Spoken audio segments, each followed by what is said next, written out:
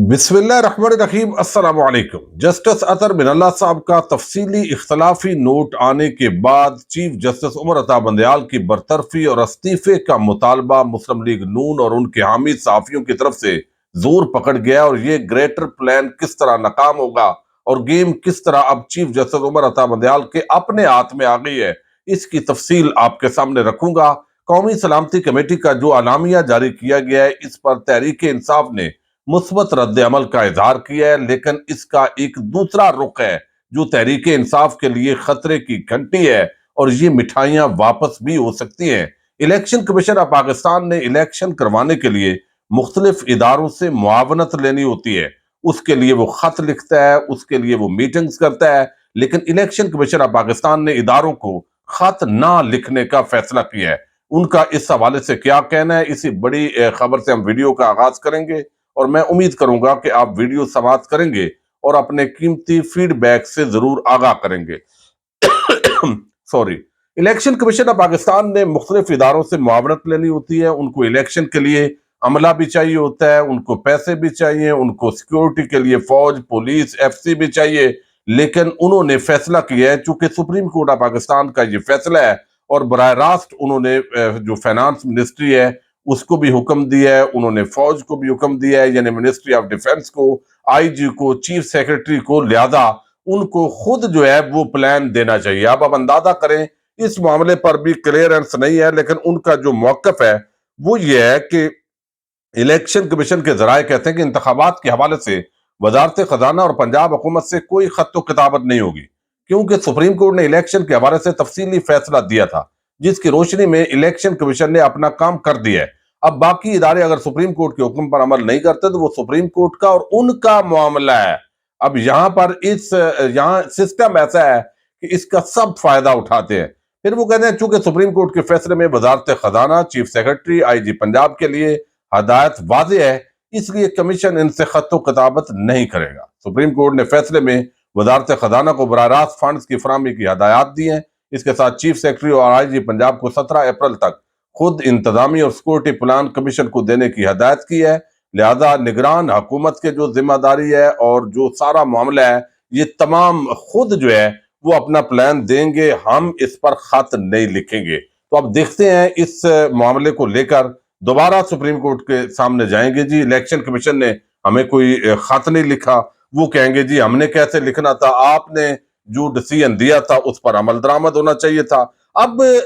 मई के अंदर इलेक्शन होते नजर आ रहे हैं या नहीं, कम अज कम मुझे ये नजर नहीं आ रहा है, चूंकि सीधा सुप्रीम कोर्ट ऑफ पाकिस्तान के चीफ जस्टिस जो है और साथी जजेस के खिलाफ ऐलान जंग किया हुआ है और ऐसे लगता है कि तमाम इदारे इस हवाले से यकसा है। पार्लियामेंट का कंधा इस्तेमाल किया जा रहा है, कौमी सलामती कमेटी का कंधा भी इस्तेमाल किया गया है। अब ये जो सारा इस वक्त मामला है, इसको आप समझने की जरूरत है। कौमी सलामती कमेटी का एक जो एलामिया जारी हुआ उसके तहत जो है एक तासर मिला कि ये बहुत जबरदस्त है, लेकिन दूसरी तरफ तहरीक इंसाफ के लिए इसके अंदर दो तीन चीजें बड़ी अहम है। एक तो ऐलान कर दिया गया है कि ऑपरेशन का आगाज हो रहा है, तो अगर ऑपरेशन का आगाज हो रहा है तो इसका मतलब है कि उनके लिए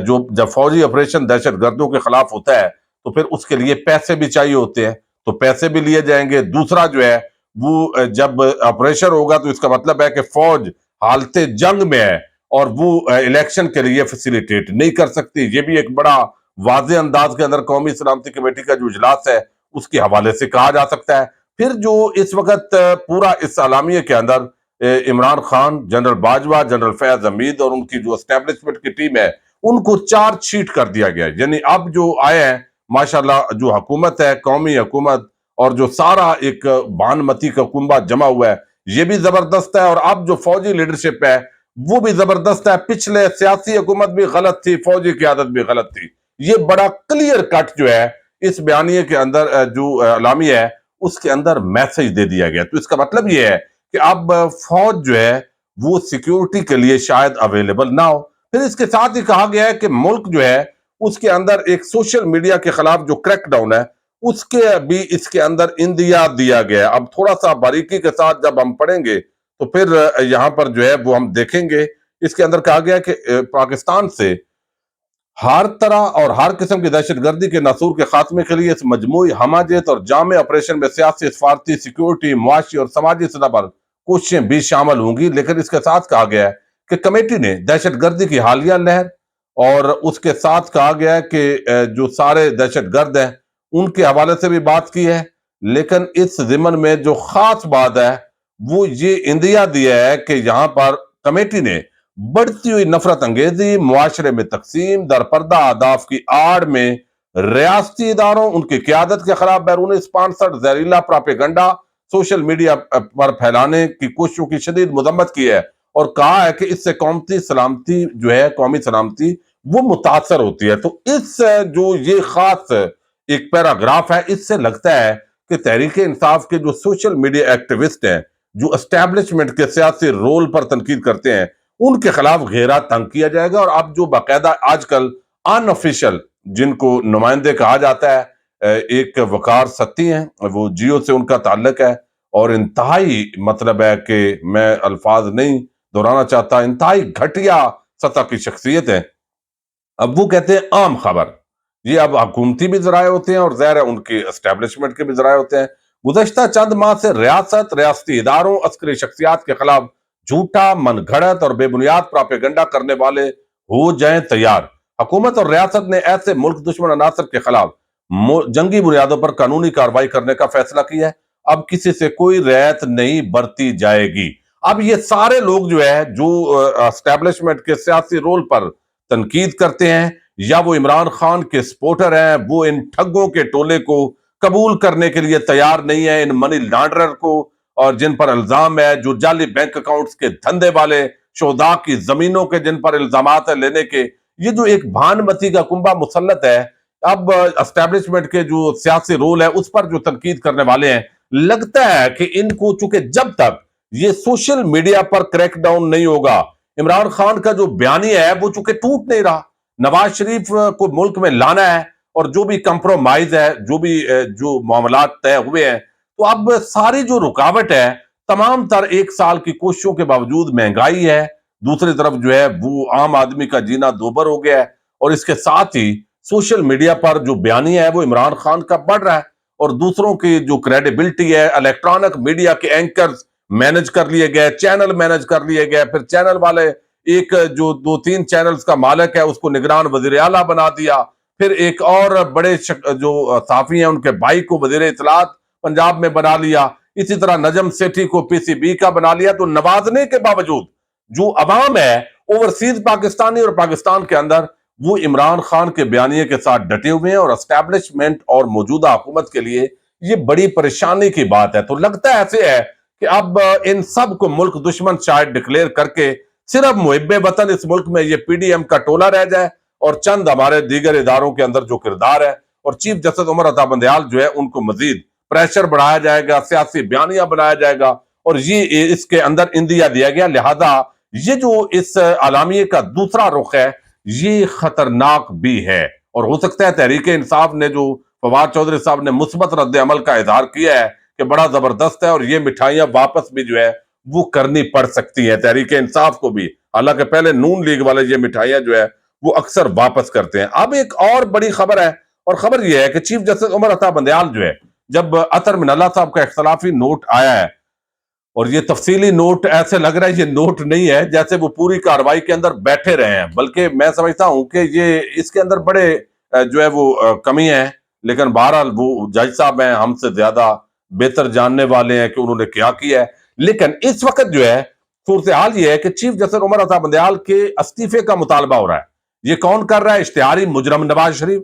یعنی اندازہ کریں، ایک مجرم اشتہاری جب اس ملک کے آرمی چیف کی تعیناتی کا فیصلہ کرے گا اور وہ نون لیگ والے بتائیں گے، تو آخر کون سی عزت اور وقار رہ جائے گا؟ تو یہ اگر سوال اٹھائیں گے تو پھر آپ کو اٹھا لیں، یعنی اس طرح کی جو دھمکیاں ہیں نون لیگی جو صحافی ہیں وہ دینے لگ پڑتے ہیں اس وقت، ان کے ہاتھ میں وہ جیسے اس طرح باندر کے ہاتھ میں ہوتا ہے، ایسے بعض لوگ مزید آگ لگانے میں لگے ہوئے ہیں۔ اب یہاں پر جو ہے وہ صورتحال یہ ہے کہ مطالبہ یہ ہے کہ جناب چیف جسٹس صاحب، اب آپ کے خلاف سارے ججز نے کر دیا، آپ نے مس کنڈکٹ کر دیا، لہذا آپ استعفیٰ دے دیں تاکہ میاں صاحب جو ہے اس ملک میں آسانی سے ہیں، اور ان کے جو ججز ہیں سو کالڈ وہ ان کو تحفظ فراہم کریں۔ اب یہاں پر ایک جو ہے وہ کیا گیا ہے۔ یہاں پر چیف جسٹس عمر عطا بندیال کے خلاف ایک سپریم جوڈیشل کونسل کے اندر درخواست دلوائی گئی ہے، اور یہ جو درخواست ہے اس کے اندر ایک وکیل ہے راجہ سبتین خان، ان کی طرف سے یہ شکایت درج کروائی گئی ہے کہ پنجاب خیبر پختونخوا انتخابات کیس کی بنیاد پر جو ہے وہ یہ شکایت ہے کہ جناب آج خود نوٹس سے سپریم کورٹ متنازع ہوئی ہے۔ زبان زد عام ہے کہ چیف جسٹس نے عدلیہ میں گروپنگ کر رکھی ہے۔ چیف جسٹس نے گروپنگ مد نظر رکھتے ہوئے بینچ تشکیل دیا تاکہ فیصلہ اکثریت سے حاصل کیا جا سکے، اور پھر یہ ہے کہ چیف جسٹس مس کنڈکٹ کے جو ہے وہ مرتکب ہوئے ہیں، ان کو فوری طور پر جو ہے وہ برطرف کر دیا جائے۔ لیکن یہ جو پورا معاملہ ہوتا ہے اصولی طور پر یہ چیف جسٹس کے ہاتھ میں ہوتا ہے، اور اس کی وجہ یہ ہے کہ قانونی لحاظ سے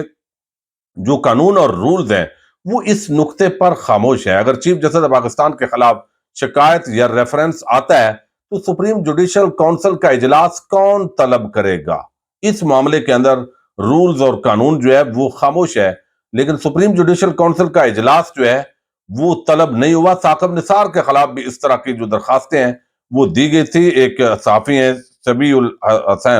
حسنین، وہ اس حوالے سے کہتے ہیں کہ قانونی لحاظ سے بات کی جائے تو قانونی رولز اس نقطہ پر خاموش ہے کہ اگر چیف جسٹس پاکستان کے خلاف شکایت یا ریفرنس آئے تو سپریم جوڈیشل کونسل کا اجلاس کون طلب کرے گا؟ ثاقب نثار کے خلاف مواد سے بھرپور شکایات آئی تھی، لیکن سپریم جوڈیشل کونسل کا اجلاس کبھی طلب نہیں کیا گیا تھا۔ ریفرنس اگر وفاقی حکومت چاہے بھی تو صدر کی منظوری کے بغیر دائر نہیں کیا جا سکتا، اور تحریک انصاف کے عارف علوی بطور صدر کبھی ایسا نہیں کریں گے۔ اگر وفاقی حکومت نے ریفرنس دائر کر بھی دیا تو یہ ان کے گلے پڑ جائے گا۔ موجودہ تقسیم حکومت کے حق میں ہے، جبکہ ریفرنس پوری عدلیہ کو دوبارہ متحد کر دے گا، کیونکہ آخر میں بات عدلیہ کی آزادی پر آ کر رکے گی۔ تو یہ صدر علوی صاحب کا بھی کردار ہے۔ چیف جسٹس صاحب چاہیں اجلاس بلائیں چاہے نہ بلائیں، تو یہ ایک سیاسی بیانیے کی حد تک لالا لالا شوا شوا ہو سکتی ہے، لیکن اصل یہ گیم چیف جسٹس بندیال کے ہاتھ میں ہے۔ اگر اب بندیال صاحب اسی طرح ڈٹ جاتے ہیں تو عوام کی اکثریت بھی چونکہ ساتھ ہوگی تو یہ حکومت جتنا بھی کرے گی الیکشن تو ڈیلے ہو جائیں گے۔